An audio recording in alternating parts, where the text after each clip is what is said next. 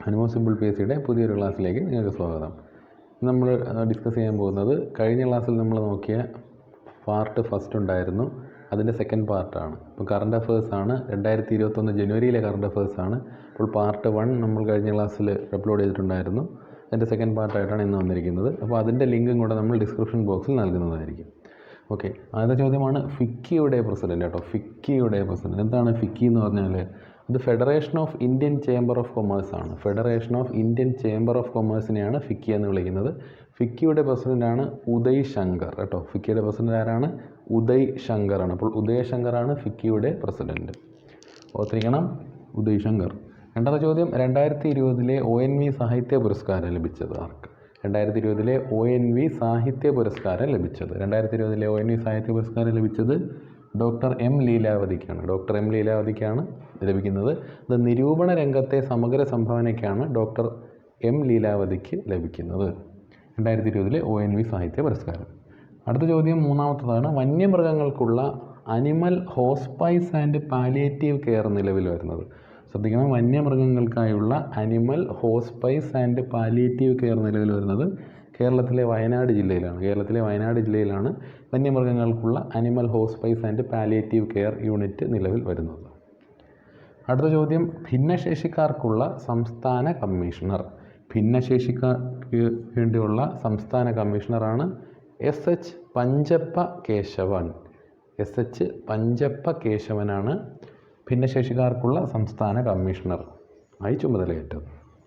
അടുത്ത ചോദ്യമാണ്, national highway authority of ഇന്ത്യയുടെ chairman. National highway authority of ഇന്ത്യയുടെ ചെയർമാനാണ് സുഖ്ബീർ സിംഗ് സന്ധു. സുഖ്ബീർ സിംഗ് സന്ധു ആണ് നാഷണൽ ഹൈവേ അതോറിറ്റി ഓഫ് ഇന്ത്യയുടെ ചെയർമാൻ.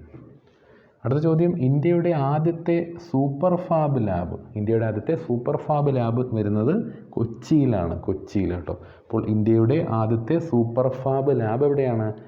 കൊച്ചിയിലാണ്. അടുത്തത്, കേരളത്തിലെ ആദ്യ ഹരിത സബ് ജയിലാണ് കണ്ണൂർ സബ് ജയിൽ. അപ്പോൾ കേരളത്തിൻ്റെ ആദ്യ ഹരിത സബ് ജയിൽ ഏതാണ്? കണ്ണൂർ സബ് ജയിലാണ്. ഇനി 2023 ഏഷ്യ കപ്പ് ഫുട്ബോളിൻ്റെ വേദി കേട്ടോ. ഓർത്തിരിക്കണം, 2023 ഏഷ്യ കപ്പ് ഫുട്ബോളിൻ്റെ വേദിയാണ് ചൈന. അപ്പോൾ ചൈനയിലാണ് 2023 ഏഷ്യ കപ്പ് ഫുട്ബോളിൻ്റെ വേദി. അടുത്ത ചോദ്യം, ഹാർമണി ഫൗണ്ടേഷൻ്റെ ഈ വർഷത്തെ മദർ തെരേസ പുരസ്കാരം ലഭിച്ചത്.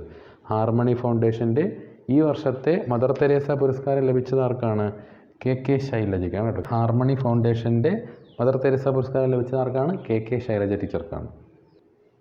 അടുത്ത ചോദ്യമാണ്, ഇന്ത്യയിലെ ആദ്യത്തെ ഡ്രൈവർ ഇല്ലാത്ത മെട്രോ കേട്ടോ. ഇന്ത്യയിലെ ആദ്യത്തെ ഡ്രൈവർ ഇല്ലാത്ത മെട്രോയാണ് ഡൽഹി മെട്രോ കേട്ടോ. അപ്പോൾ ഡൽഹി മെട്രോയിലാണ് ആദ്യമായി ഡ്രൈവർ ഇല്ലാതെ മെട്രോ ട്രെയിൻ സർവീസ് നടത്തിയത്. അടുത്ത ചോദ്യമാണ്, news person of the year പുരസ്കാരം ലഭിച്ചത് കേട്ടോ. News person of the year പുരസ്കാരം 2020 പുരസ്കാരം ലഭിച്ചത്. അത് ജനുവരിയിലാണ് കൊടുത്തത്. ഇപ്പോൾ news person of the year പുരസ്കാരം ലഭിച്ചത് KK ശൈലജ ടീച്ചറിനാണ്. ഇത് റേഡിയോ ഏഷ്യയാണ് ഈ അവാർഡ് നൽകുന്നത് കേട്ടോ. ആരാണ് നൽകുന്നത്? റേഡിയോ ഏഷ്യയാണ് നൽകുന്നത്. ഇപ്പോൾ റേഡിയോ ഏഷ്യ 2020 നൽകിയ news person of the year പുരസ്കാരം നേടിയത് KK ശൈലജ ടീച്ചറാണ്. അടുത്തത്, ഗർഭചിത്രത്തിന് അനുമതി നൽകിയ ആദ്യ ലാറ്റിൻ അമേരിക്കൻ രാജ്യം. ഇപ്പോൾ ഗർഭചിത്രത്തിന് അനുമതി നൽകിയ ആദ്യ ലാറ്റിൻ അമേരിക്കൻ രാജ്യമാണ് അർജൻറ്റീന. ഇപ്പോൾ ആദ്യ ലാറ്റിൻ അമേരിക്കൻ രാജ്യം ഏതാണ്? അർജൻറ്റീനയാണ്. അടുത്ത ചോദ്യം, രാജ്യാന്തര ഏകദിനത്തിൽ സെഞ്ചുറി നേടുന്ന ആദ്യ മലയാളി. രാജ്യാന്തര ഏകദിനത്തിൽ സെഞ്ചുറി നേടുന്ന ആദ്യ മലയാളിയാണ് CP റിസ്വാൻ കേട്ടോ. അദ്ദേഹത്തിൻ്റെ പേരെന്താണ്? CP റിസ്വാൻ ആണ്. ഇദ്ദേഹം ഏത് ടീമിന് വേണ്ടിയാണ് കളിച്ചത്? UAE ടീമിന് വേണ്ടിയാണ് ഇദ്ദേഹം കളിച്ചത്. ഏത് രാജ്യത്തിനെതിരെയാണ് നേടിയത്? അയർലൻഡിനെതിരാണ് നേടിയത്. അപ്പോൾ CP റിസ്വാൻ UAE ടീമിന് വേണ്ടി കളിച്ചു. അദ്ദേഹം ഈ ബഹുമതി കരസ്ഥമാക്കിയത് ഏത് ടീമിനെതിരാണ്? അയർലൻഡിനെതിരാണ്. ശരി, അടുത്ത ചോദ്യമാണ്, ഇന്ത്യ തദ്ദേശീയമായി വികസിപ്പിച്ച ഹ്രസ്വദൂര സർഫസ് ടു എയർ മിസൈൽ. അതിൻ്റെ പേരാണ് ആകാശ്. അപ്പോൾ ഇന്ത്യ തദ്ദേശീയമായി വികസിപ്പിച്ച ഹ്രസ്വദൂര സർഫസ് ടു എയർ മിസൈലാണ് ആകാശ്. ഇനി അവസാനത്തെ ചോദ്യം നോക്കാം, യുവശാസ്ത്രജ്ഞനുള്ള ഫിസിക്സിലെ പുരസ്കാര ജേതാവാണ്. അദ്ദേഹത്തിൻ്റെ പേര് ഡോക്ടർ അജിത് പരമേശ്വരൻ എന്നാണ് കേട്ടോ. അപ്പോൾ ഭൗതിക ശാസ്ത്രത്തിന് യുവശാസ്ത്രജ്ഞനുള്ള ഭൗതികശാസ്ത്രത്തിൻ്റെ പുരസ്കാര ജേതാവാണ് ആര്? ഡോക്ടർ അജിത്ത് പരമേശ്വരൻ. ഇത് വേൾഡ് അക്കാഡമി ഓഫ് സയൻസ് ആണ് ഈ അവാർഡ് നൽകുന്നത്. ഈ അവാർഡ് നൽകുന്നത് ആരാണ്? വേൾഡ് അക്കാഡമി ഓഫ് സയൻസ് ആണ് ഈ അവാർഡ് നൽകുന്നത്. അപ്പോൾ ഇതാണ് ഇന്നത്തെ നമ്മളെ 15 ചോദ്യം. നമ്മൾ ഇതും 2021 ജനുവരിയിലെ കറണ്ട് അഫേഴ്സാണ്. പ്രത്യേകിച്ച് PSC ബുള്ളറ്റിനിൽ നിന്ന് എടുത്ത ചോദ്യങ്ങളാണ്. അപ്പോൾ ഇതും കഴിഞ്ഞ പാർട്ടും കൂടെ ചേർത്ത് 30 ചോദ്യങ്ങളുണ്ട്. നമ്മൾ ജനുവരിയിൽ നിന്നും തിരഞ്ഞെടുത്ത പ്രധാനപ്പെട്ട 30 ചോദ്യങ്ങളാണ്.